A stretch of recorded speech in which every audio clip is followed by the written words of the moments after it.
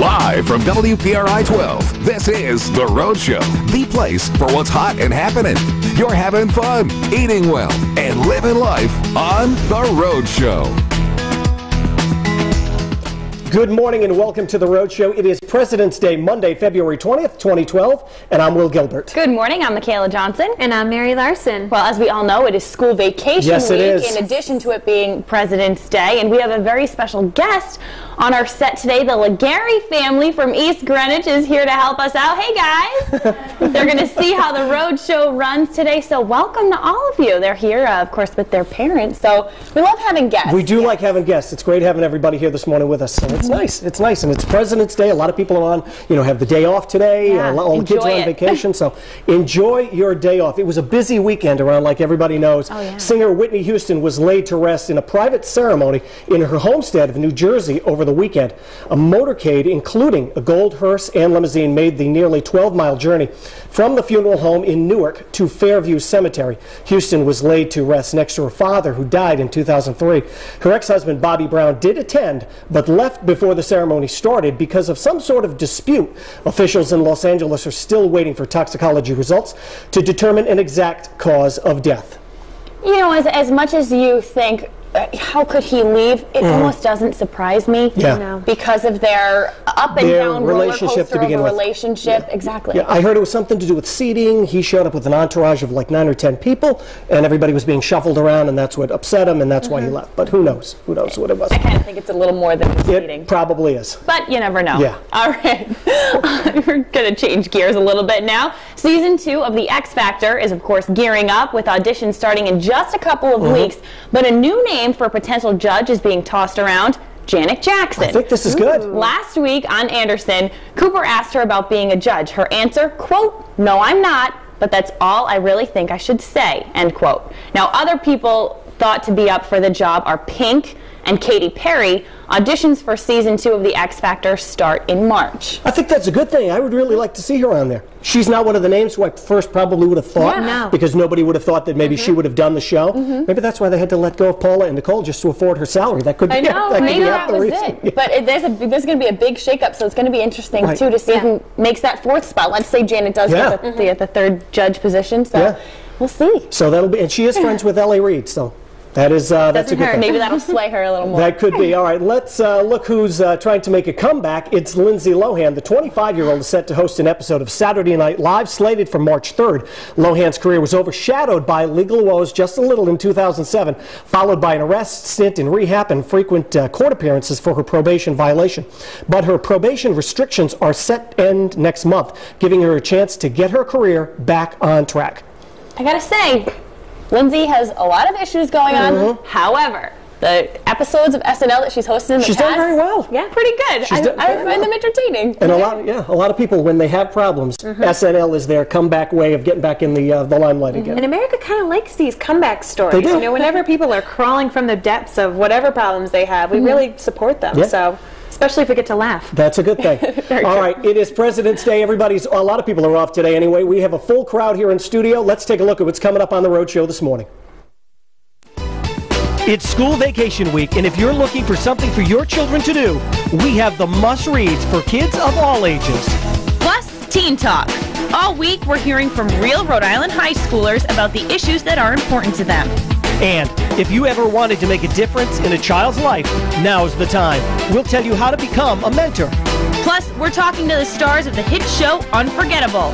We'll learn about their Rhode Island ties. See, you're almost a local girl. I am. It's all coming up this morning on The Rhode Show. A woman given her last rites is now one of the focal points of the documentary to remember what many consider the worst night in Rhode Island history. Today marks the 9th year since the station fire. Walt Buteau has a look back and ahead in this week's Street Stories. It will be a film about survival. Fred just grabbed me and said, "We can't stand here and argue with this man. We need to get out of here." And healing. Story after story that was just touching, but others, there's some real hope. For hard rock band Great White, they're playing tonight here in West Warwick. This is a sneak peek at the rough cut of the trailer. Bob Duvall. For the David Betancourt film aimed at nailing down the details behind that freezing cold night that turned red hot. We're screaming, there's a fire, open the doors. It's inspired by Gina Russo's book, From the Ashes. That's Russo and fiancé Freddie Crisostomi near the stage minutes before the pyrotechnics.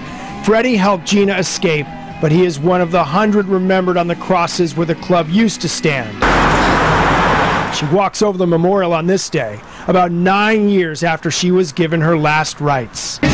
Russo's lungs were seared in what she describes in the book as black rain, but her will and strength are what you notice about a decade later. The last thoughts in my head were of my 2 children. She was badly burned, wears a wig, you know, but she moves on from it, and you know, it's just a powerful story. She gives us her story. The filmmakers are tracking down dozens of stories and hope to show you the tragedy from every possible angle, from Great White's Jack Russell to the club's owners. Claim the lives of our friends. The Dardarians I'm interested in talking to. I think that's one of my dream interviews. The facts you know will provide the drama, but Betancourt wants to clarify misconceptions about what we don't know about February 20th, 2003. This should never happen again, and you know, by putting this out there, I hope that's, you know, that's the outcome, is that people don't forget. The plan is to release the movie about the station fire on February 20th of next year, which will mark 10 years since the tragedy. For The Rhode Show, Walt Buteau, Eyewitness News. Joining us this morning, author Gina Russo, along with filmmaker David Betancourt. Thanks both of you for joining us this morning. Thank you. Such a horrible tragedy. I mean, I don't think anybody who's from Rhode Island or, you know, has lived here all their life doesn't forget the night this happened or where they were. And it all started with your book, correct? It did. Meeting David was prompted by a friend of his. She brought him the book once she had read it and thought we needed to do something with it, and I'm grateful she did, that's for sure. And the name of the book is From the Ashes, yes, correct? It is. Yeah. So what inspired you guys to get together, to work together? I mean, you had the book. I mean, we know a lot of movies begin this way with a book, Sure. But how did you two meet up? My co-author, Paulinato, I think got in touch with you first, or yes. You got, and just decided, it took David a little bit of time to put his head around it, but he decided it was definitely important. It's a story that has to be told, and for me, wanting to do it is leaving a legacy behind. Yes, this tragedy happened, but it's good, we're okay. Just to leave something good behind after something so tragic. And David, what sort of pressure is it for you? You're a filmmaker, you've made other films, but this film has such a personal message and meaning to so many people throughout this state. What sort of pressure are you under? Oh my goodness, pressure right now. Yeah. It's just it's a beautiful story, really. You know, her story of inspiration and hope. You know, there's heart-wrenching stories too, but this is a film that needs to be told, like she said. You know, I'm excited about it, and it's going to be seen by a lot of people who will be able to learn and remember about what happened on February 20th, 2003. It's going to help a lot of people heal, and I'm looking forward to it. We're going to be working on it for the next year, and you know, you can follow along on thestationmovie.com, and we're excited for it. And if people have you know, stories that they want to share in this documentary, how do they get in touch with you, or how do they go about, you know, getting their story told? Right to our website, thestationmovie.com. We're also on Facebook, on Twitter. You can you know, any way possible. You know, my email is david@mediapeel.com. You can call me any way you want. We want to tell as many stories as we can, and the beauty of this is that it's not just a documentary that will come out next February, but it will also be a web series where we can continue these stories, so we can get to everyone's story and just continue this whole healing process. And we know that movies aren't cheap to make. Documentaries are not cheap to make. Yeah. So you are looking for donations, correct? Yeah, we're going to be starting a Kickstarter, which is a great way to crowdsource funds to raise money to try to use some of the music. I'd love to be able to use some of the music that, you know, the station was a music, you know, a haven for music lovers, and I'd love to be able to use that same kind of music, but it comes with a cost. We have to travel to talk to some musicians, and so we're going to use Kickstarter as a great way to, you know, raise some money. And if we could just ask you quickly, what has the response been from families who have lost, you know, loved ones in this fire about this documentary being made? Honestly, it's been incredible, better than I thought it was going to be. They're excited about it. They're excited about honoring their loved one and having it on hard film. It's there. It's for life. When we're all gone, someone's going to remember their loved one, and that's the goal, to never be forgotten. Thank you both for coming in. Best of luck you. with this film. It's going to mean a lot to a lot of people in Rhode Island. No more pressure, David. I don't want to give you any more pressure than you're under already. But it will. It'll mean so much to everybody in Rhode Island, so thank you so much for doing that. Thank you. Okay, and if you want more about the movie, more information about the movie, you can head to our website, WPRI.com. This morning in the kitchen, we are cooking with GoProvidence.com, getting tips from the pros. Our pro today is Chef Champ Spidell from Persimmon. Chef, what are we making today? Today we're going to braise, and braising is a great technique in that you can utilize any cut. We happen to be using lamb neck, which is just like it sounds. It's a very tough cut of meat, but we're going to turn it into something very flavorful and very savory. The tougher the cut, the more savory we can make it when we cook it long and slow and liquid. And we're going to serve that with some, vegetables that are available this time of year and some hand-rolled potato gnocchi. Nice. And what are the vegetables that we'll be using today? Take us through some of the other ingredients. We've got some sweet potatoes, some little baby turnips, radish, Brussels sprouts, and we've got some native greens, a little claytonia, and then some petite sprouts. What is claytonia? Claytonia is a little wild, sort of very grassy flavored green. You can grow them in a greenhouse about this time of year. Plus, we've had a really nice spring, so it helps. But it does come up on its own about usually late March, April. You'll see it all around your garden bed. It just sort of lays dormant and then comes about in the spring. Wow. And would you say that these vegetables, and I know you've got a lot of like the root vegetables here, do those play off well on the flavors that a lamb does? Absolutely. And plus, they're indicative of the season, and you don't really want to braise something when it's 95 outside. Right. No. So we're not going to braise something sort of with tomatoes. These are perfect for a hearty dish, a stick to your ribs kind of dish. Yep. As I said earlier, we have been warm, but something when it's 20 degrees outside is perfect. All right. Excellent. Well, we'll be cooking it up in just a bit. Back to you. School vacation is a great time for your kids to read a great book. And joining us this morning with her picks for February vacation for reads for all ages is the manager of Barrington Books, Jennifer Masadi. Good morning. Good morning. Let's jump on into our young readers, our 4 through 8-year-olds. Okay. If you're traveling to visit grandparents on this vacation week, Grandpa Green is a great book to bring along. It's about a little boy who's learning about his great-grandfather by walking through the grandfather's topiary garden. It's beautifully illustrated and really touching story. Here we have Me Jane, which is a story about famous primatologist Jane Goodall, and it's beautifully illustrated and written by the same illustrator and author, and it has some information in here about look at that picture. Isn't that great? Charming. Oh my gosh. So they can learn about Jane Goodall as well as it's a great story. And become jealous that she got to play with the chimps. Right, exactly. For the middle of early readers, Bink and Golly, about 2 children who are very different but still the very best of friends. It's fabulously illustrated and it's just a fun read. And this one is a chapter book for the beginning chapter readers. Exactly. All right, and for 9 through 12-year-olds, what do you have? 9 through 12, Wonderstruck. It's the second book by the author of The Invention of Hugo Cabret, which was the movie. And it's also written in that graphic novel style. Fun, yeah. So this one follows 2 characters. The main character, Rose's story, is depicted all in pictures, and then the second character, Ben, is all in words. So it's a huge book, but a great read. It's something. It's a great book to tackle on this big long vacation. Yeah, keep those kids busy. Right. Dead End here. This one is a Newbery Honor Award winner, which is the highest award a children's book can be given. And a lot of our customers that come into Barrington Books are looking for suggestions for books for boys to read, especially in this age group. So this one appeals to both boys and girls, and it's slightly autobiographical about the author. It's a coming-of-age tale, and it's just a wonderful book. Well, speaking of coming of age, what do you have for our teenagers, our 13 through 17-year-olds who definitely need something to do during this week off? Everything is sci-fi, fantasy. We have a couple of selections here. Beautiful Chaos. This is actually the 3rd in a series of 4, and this fans of Twilight will absolutely love this. Our staff that has read the series think this is the next Twilight, better than Twilight. Team Jacob, Team Edward, Team Beautiful Chaos. There you go. And I know that you also brought along some projects. So if the kids want to take a break from the reading, and also if the parents, if we have some rain coming up, if they need to keep them busy indoors, what did you bring? We have create your own pop-up books. We have tie-dye kits. Make your own kites. We have lots of activities for to keep them busy during this school vacation week. Nice, and keep the creativity as well as the reading going. We want to keep those brains going along. Well, thank you so much, Jennifer, for all these wonderful ideas and to help keep your kids active this week and to get all of these titles mentioned and also for these cool kits. Just head to WPRI.com. All week long, students across the Ocean State are celebrating school vacation. So we decided to get the scoop from local teens on everything from dates, drugs, and future goals. Take a look.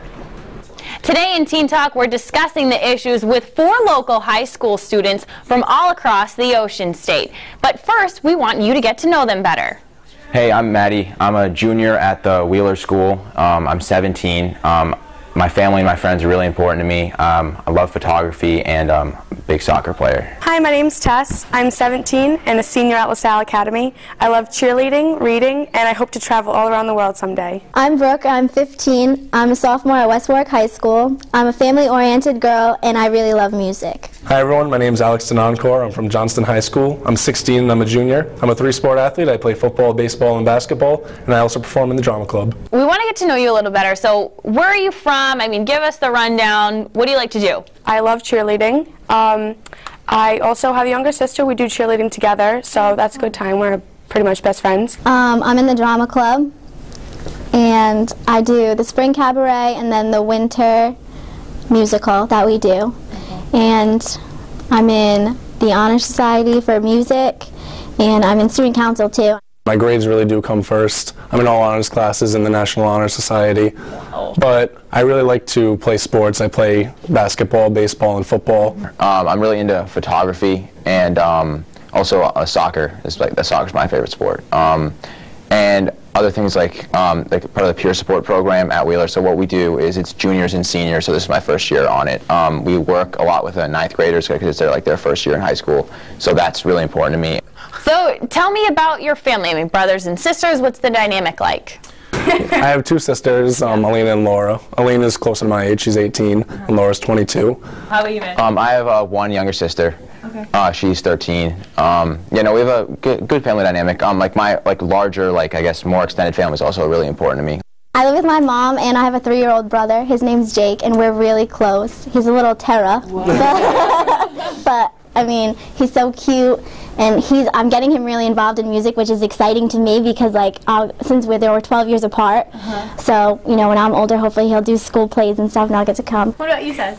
I have 1 younger sister. Her name's Maddie. She's a sophomore. We're pretty much best friends. If we do get in a fight, we will make up 5 minutes later. We fight over pretty harmless things, small things, like who took whose headband, but we'll kiss and make up 5 minutes later. All right, so you guys are involved in a lot of different sports and clubs. What organizations are you involved in? We want to know. I work a lot. I work at Town Hall Lanes Bowling Center. Okay. And I bowled for 10 years, so then they just hired me on. No, my friends are really important to me. In the winter, because I don't play winter sport, me and 2 of my friends, we go to a CrossFit Providence, which is it's a gym. It's hard to explain what it is, but it's just this kind of workout regimen that we do. So we do that for the winter. I hang out with my grandmother all the time. She's my best friend. We go on shopping dates. We go to Newport for the day. We go to dinner. We have sleepovers. She's my best friend. Me and this girl, Vicky, we Greek dance together. So kind of like those big Greek dances you see in the movies or see on TV. That's what we do. That really happens. So now that you know our teens, we'll be talking to them throughout the week about various issues that arise in high school. You can read more about the teens by heading to our website at WPRI.com. Still to come this morning on The Rhode Show, are you still trying to get into a fitness routine? Star of Style Network's hit show Wicked Fit is here with workout tips for us. Plus, in today's Modern Parent, we learn about the importance of being a mentor. You're watching The Rhode Show, and we're back in 90 seconds.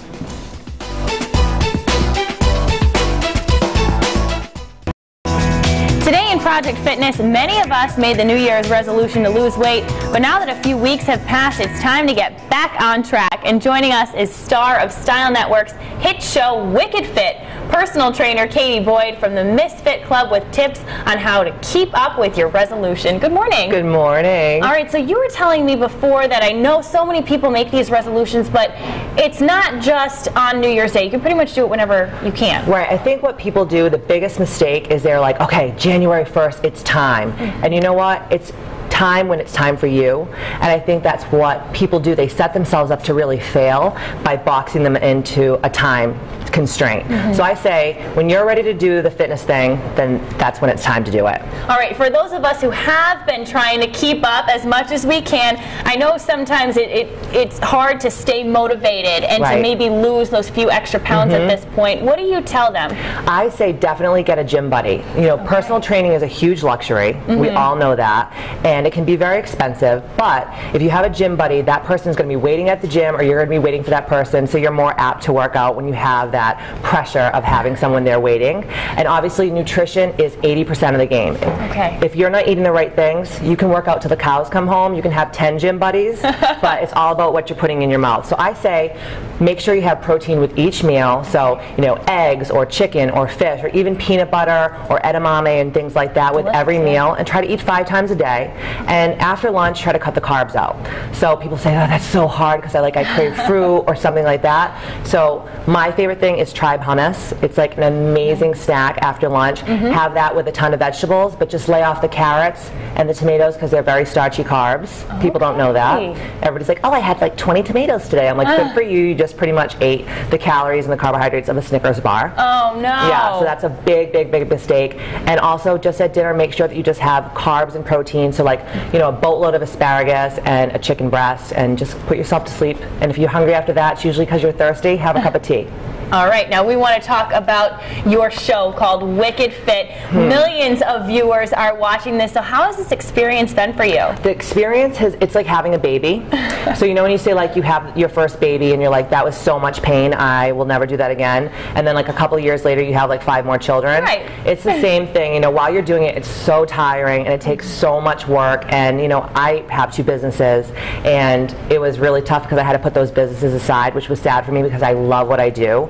But it was an awesome experience, and now, you know, I really want to be a role model all over the world for girls that, you know, struggle with weight issues, because I have struggled with my weight my whole entire life, and I competed in pageants, so I had that extra added pressure. And I have girls from all over the country, now all over the world, because it's crazy. Style is all over the world. It's in Australia, UK, Dubai. I mean, we get letters every day from people in South Africa that want me to come there and do seminars. So what I want to do is just be a good role model for girls all over and guys all over the world. I think you're doing just that, and we want to thank you, Katie, so much for joining us today. You can catch Katie on Style Network's Wicked Fit 2nd season starting this summer, and to get all these tips and more, visit our website, WPRI.com. Today in The Modern Parent, are you searching for a way to better the world or possibly better yourself? Well, have you ever thought about being a mentor? Mentors help to develop a child's self-esteem and confidence. So we went to Children's Workshop to learn more. How would you like to share your expertise and skills with a child? By spending some quality time as a mentor, you may be able to be a positive change in their lives. The Children's Workshop says that students who have mentors have a desire to stay in school and believe that they can be whatever they want to be. Mentoring is a wonderful program where adults can come out and share their experiences, provide support, be a positive role model to young children. And it can range from elementary all the way up to high school. Children's Workshop says that when a child has a mentor, they're more likely to participate in class and get involved with school activities. There are 2 different types of mentoring, which allow you the ability to find one that fits your schedule and lifestyle. One is school-based mentoring, and what that consists of is the mentee and mentor meet after school. They usually do a one-on-one mentoring session. It usually lasts a school calendar year, but everything remains right there on the school grounds, so it's a little more structured. And then we have community-based mentoring, and that is a very flexible way to do some mentoring. You can go out into the community, you can go out to ball games, you can go to the movies, you can do all this fun stuff with your mentor. So it's a little different, and it can be more than 1 hour a week. It can be a few hours, whatever your schedule allows for with the mentee mentor. In addition to enjoying working with kids, there are a few other important qualities for a mentor. You want that person to be committed, to say that, yes, I'm going to work with that mentee for a year, so that child knows that they have you there and they can trust in you and feel comfortable with you. You have to be dependable, reliable. You need to be fun-loving to work with kids. If you're interested in becoming a mentor, have no fear. Most mentoring programs have ongoing training sessions to help coach you and give you ideas. Some mentors play sports, others play board games, but above all, mentors just need to be positive and supportive role models. Some great ways to get involved is we're very lucky in Rhode Island that we have Rhode Island Mentoring Partnership out there, and you can go on the web and look them up. You can give them a call, and what they do is they'll hook you up with the type of mentoring you'd like to do. If you want to do one-on-one mentoring, if you want to do group mentoring, they even have, you can go on the web and do web mentoring, where you can just do it back and forth with email. So there's great ways to get involved in mentoring. If you have skills, if you're good, you know, with the educational piece, come out. If you're good with the social piece, that you're great interacting with kids, come out and do that. There's plenty of ways to get involved in the mentoring program. In addition to benefits for the child, being a mentor can be great for you too. The Children's Workshop says that mentors are happier when they return to work, feel a great sense of satisfaction, and have a greater understanding of today's youth. They also say that mentors report they even have a better relationship with their own families, thanks to the relationships they build with their mentee. So if you're interested in learning how to become a mentor, head to our website, WPRI.com. Still to come this morning on The Rhode Show, we'll be back in the kitchen with Persimmon Restaurant making braised lamb neck. You can find the recipe right now at WPRI.com. And a new phobia is on the rise, and it could affect you. We're talking about the fear of losing your phone. That's next in The Buzz.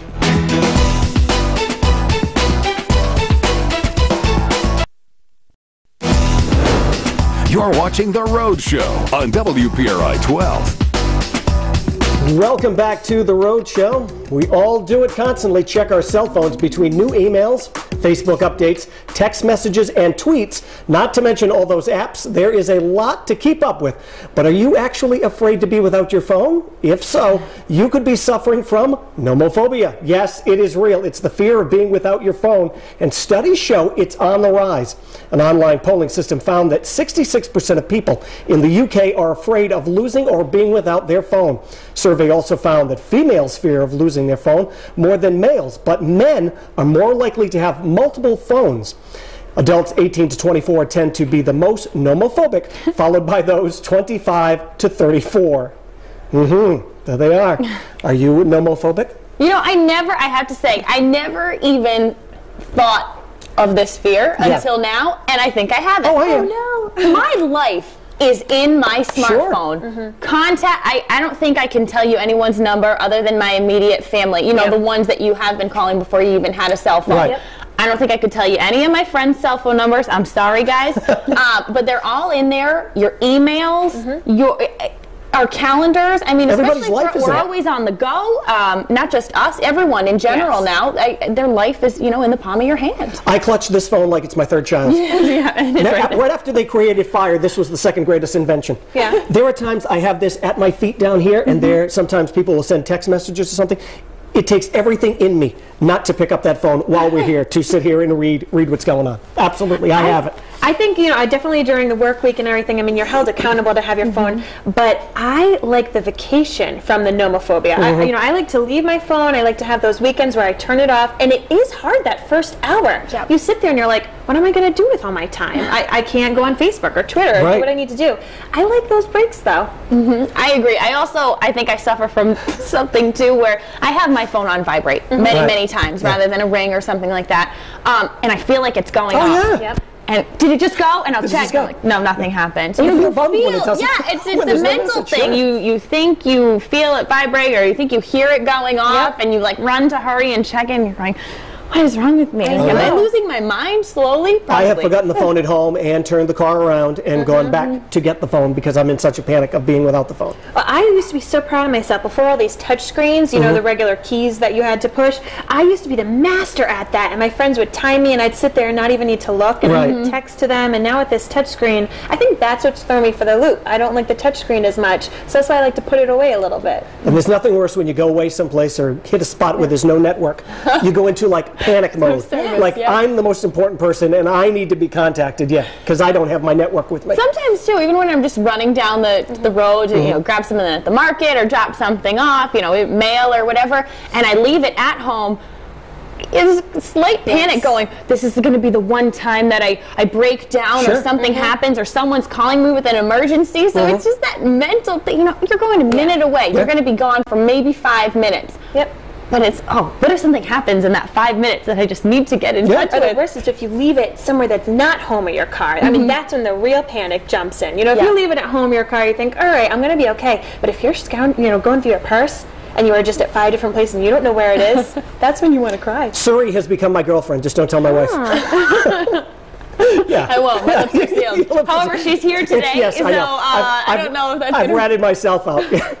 There are a lot of people who, though, I think suffer from this, you know, panic, right? I wonder if they're going to admit to it, too. So I know our Facebook and our Twitter friends have been posting things. And Mary, what's everyone saying today? They're probably posting while they were on their phones, to be honest. Leslie Kostick says, if I accidentally leave it and head to work without it, I turn around and go back home to get it. She's like, I'm with you. Even if that means I'm late to work, it's become a security blanket. Oh, yeah. Oh. Lori Arlen Grant says, no, I don't. No news is good news. Way to go, Lori.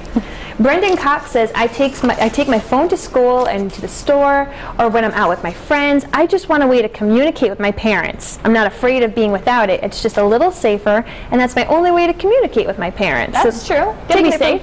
Taking it from a kid's perspective, especially since it's vacation week. So you too can vote by in today's poll. Do you think you have nomophobia? Yes, I can't be without my phone, or no, I could live without it. And here's a look at some other topics that are trending online today. Daniel Radcliffe may no longer be playing a wizard, but he still has some tricks up his sleeve. While promoting his latest movie, The Woman in Black, the star decided to show off his ability to fold his tongue into one loop, a second loop, and a third loop. Wow. Can any of you at home do this? Talk about magical. We all know that sharing is caring, and the philosophy is now shared by animals as well. Here's a video going viral around the web showing a little bird feeding his furry friend some spaghetti noodles. Aww, so cute. Malaysian artist Hang Yi, better known as Red, has shared her newest art project with the World Wide Web. Her first big hit was when she was painting a picture of NBA basketball player Yao Ming with a basketball. Red's current hit shows her using the bottom of a coffee cup as a paintbrush. She said the project was inspired by How Cho's song Secret, in which the first line talks about lifting up a coffee cup off the saucer. So I'm going to have to try this at home with my cup of Dunkin'.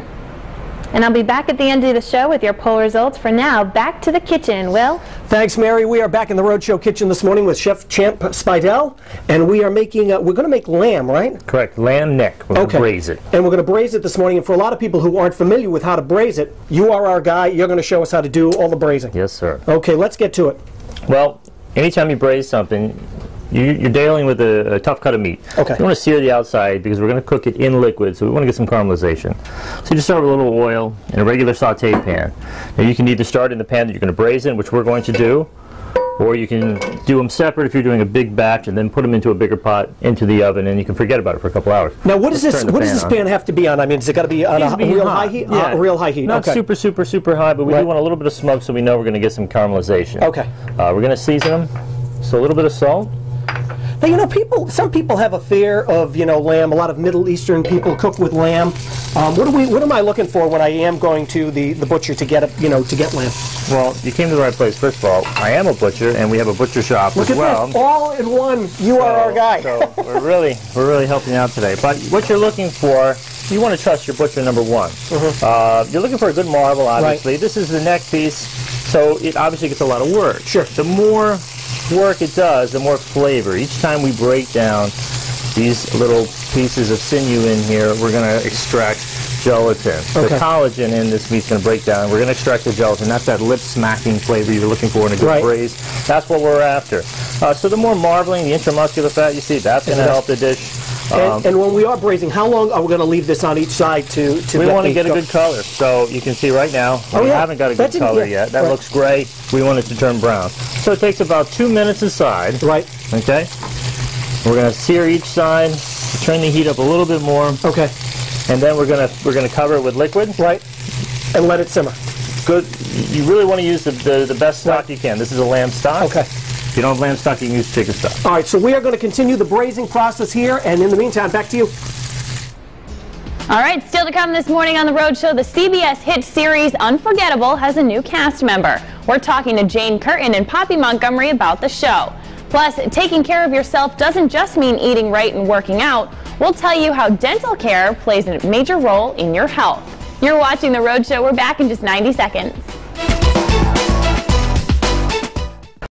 Unforgettable has become a hit show on CBS and is now introducing a new character and a well-known actress to the cast. Joining us is the show's star, Poppy Montgomery, along with Jane Curtin. Good morning, ladies. Good morning. Thank you so much for being here with us this morning.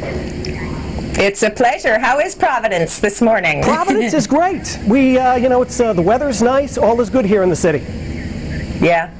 I went to high school in Rhode Island. You did? Where did you go to high school? Oh, it's no longer in existence. It was a boarding school in Newport. Oh, that's great to know. So you're almost a local girl. I am. and I know that you grew up in Cambridge, Mass, right? Uh-huh. So you are. So you know the area very well. Well, first, let's say thanks for being on with us this morning. Congratulations on the show. It's great to have you with us here today. It's a pleasure to be here. Okay, Poppy, if I can start out with you. I saw you on Letterman just a few weeks ago. When you came out with the red hair and everything else, I don't think Dave knew what to say. I didn't know what to say. He's David Letterman. I was in awe, and it was a really fun experience for me. After I got through my nerves and terror, I actually really enjoyed just talking to him, and he's extraordinarily funny and witty and sharp and all of those things. But it was a great time for me. And you were talking about funny and witty. So is the lady sitting next to you. How great is that to be working with her? It's extraordinary. It's such a gift. And when we found out that she had agreed to do the show, it was a real celebration. She's amazing. And she brings this enormous life and light and energy to the show, which is so important, I think. Okay, for those people who haven't seen the show, can you just give us a little background on what the show is about? Well, gosh, where do I begin? I play a detective, Carrie Wells. I have a very unique ability, which is that I can basically remember everything, and I join the Queen's Homicide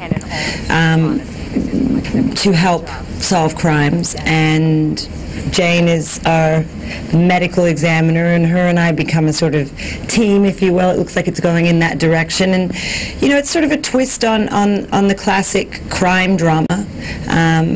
It's almost superhero-ish, the ability that my character has, and there's romance and there's chemistry between us all, and it's a great group. It's a great team. And basically, for those who don't know, it's basically the same thing that Mary Lou Henner has, where she doesn't forget anything. That's right. She actually has. We've taken some creative license with this ability, but Mary Lou Henner has the real version of it, which is highly superior autobiographical memory. Can you believe I can remember? Look at that. You are good. You are very good. Memory. She does. Jane, you've done, so many comedies. You've won 2 Emmys, some of the classic shows of the 80s you were in, 80s and 90s. Is it a lot different working on a drama than it was a comedy?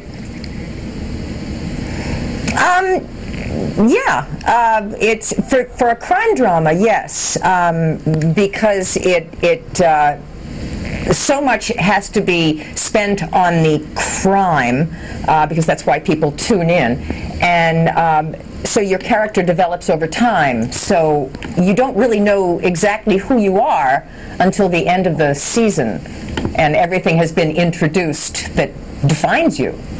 I also heard that the show was shot on location in New York City. Now, we all know how New Yorkers can be. Has it been great doing the show live in New York?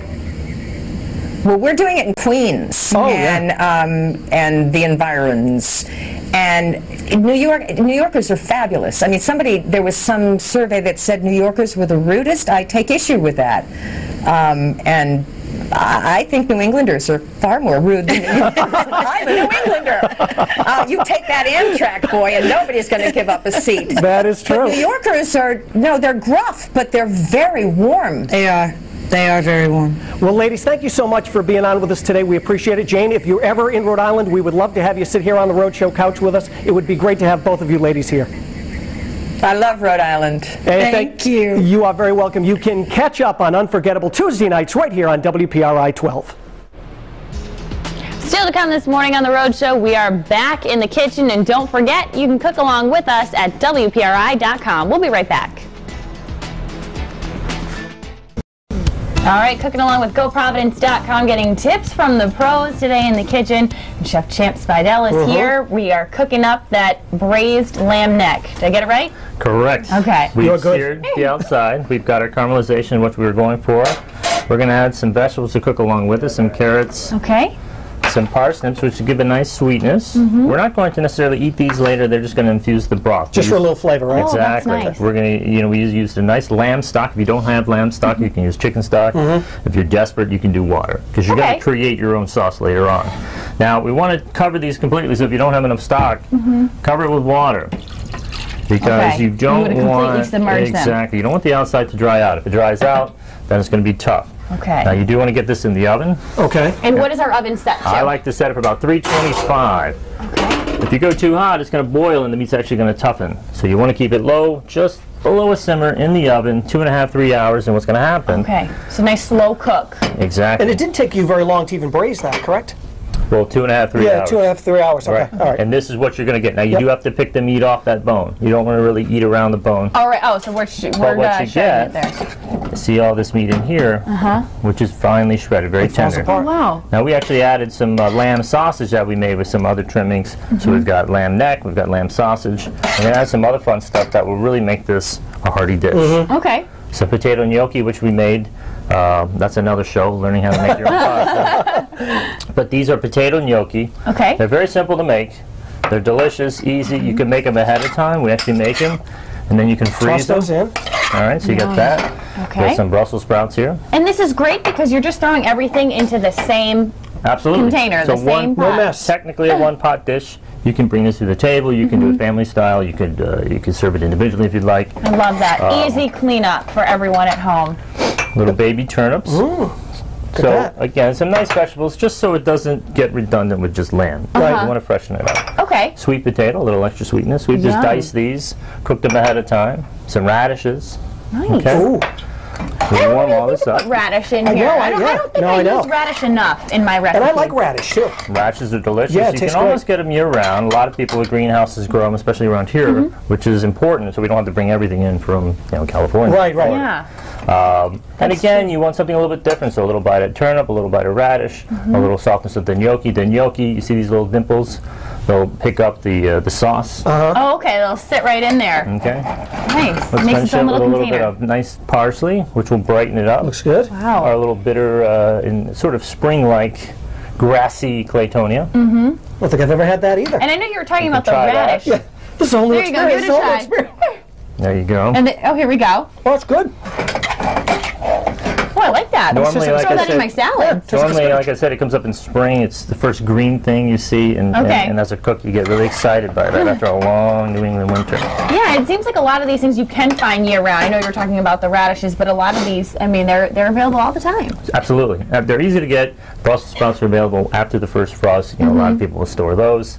So, none of this is hard to get. And if you don't have lamb neck, do lamb shank or lamb shoulder or beef shoulder. Or And you would still prepare it, you braise it the same way? It's a technique. You don't want to just follow a recipe. If you can't get lamb, you can braise pork. You can braise beef. Yeah, because some people hear, some people hear lamb and they get, they get panicky. Sure. They don't want to, they don't want to But taste think it. about veal ossobuco, the shank, the classic dish. That's exactly what we're doing there. And you have to cook it for about 2.5 to 3 hours. Keep it covered in liquid. There's a few more steps involved, but for the sake of time, this is going to be your final dish. You can see the recipe on the website. Okay. All right, so we'll give this a taste and scoop that in there. Plate this up. I'm going to give it a little bit of fresh cracked pepper. Pardon me. Okay. While you're doing that, the Legary family's here. They've been in here this morning. Let's So bring come on them in. all in. All right, guys. Come on in, my friend. Come on in, guys. There you go. You can stand right here. We'll have you You're try gonna be the it. first taste. Come on in, kids. Get the first You guys can taste scoot- and we'll get a have you couple scoot- forks out. Bring you over here. There we go. Here we go. Here we go. Who's giving it a try? Let's get a little more broth. How about that? Oh, you Yeah? guys got it. All right. Oh, we're all going to try it? All While we're right. trying, you're going to toss to Mary. So all you got to do is look right in that camera and say, That's you, Mary. "That's a boy." See? Today in Living Healthy, your dental hygiene doesn't just affect your mouth. It may have an impact on your whole body. So we took a trip to South Coast Smiles to learn more about periodontal disease and how important proper tooth care really is. Periodontal disease is a chronic inflammatory disease that affects the surrounding tooth structures and the gums. It is a rather common disease that's affected many adults, and the worst part about it is that most people don't even know they have it. When I came for my regular cleaning, they had just told me that it was like, not to be alarmed or that it wasn't anything super serious, but that there was like the start of like periodontal and that I had to get a periodontal cleaning. We did a full mouth x-rays that found out I had some problems. Periodontal disease is nicknamed the silent disease because it doesn't cause pain. Patients may not have bleeding, so they're unaware that they even have it. And if it goes untreated, patients may lose teeth and suffer from bone loss. It wouldn't matter if I was a billionaire. There was nothing the doctor could do for me because I had lost so much bone that right where I would need the implants is all nerves. Approximately 80% of American adults have some form of periodontal disease. And even scarier is how it may affect the rest of your body. The plaque that gets formed in our teeth can enter the bloodstream and affect all different parts of the body. So there is a direct link between periodontal disease and overall systemic diseases such as stroke and heart disease. Dentist offices offer help and guidance for treatment. It feels like a regular cleaning to you, but it just feels like they're going more into your gums. One of the biggest tools for prevention is dental floss. The proper way to floss is to insert the floss in between the teeth, and you need to make that nice C shape around the tooth structure. Once you do one part of the tooth, you remove it, and then you do the other side of the opposing tooth. South Coast Smiles recommends patients to come in and get a full dental exam. And if you have periodontal disease, they'll be able to treat it symptomatically. Why suffer later on? Why not go to your older age with all your teeth, even if it's genetic? Give yourself some hope. Research is ongoing to further understand the connection between heart disease and periodontal disease, but numerous studies have shown a strong link. For more information on that and South Coast Smiles, just head to our website, WPRI.com. Coming up, we'll reveal your answers to today's web poll.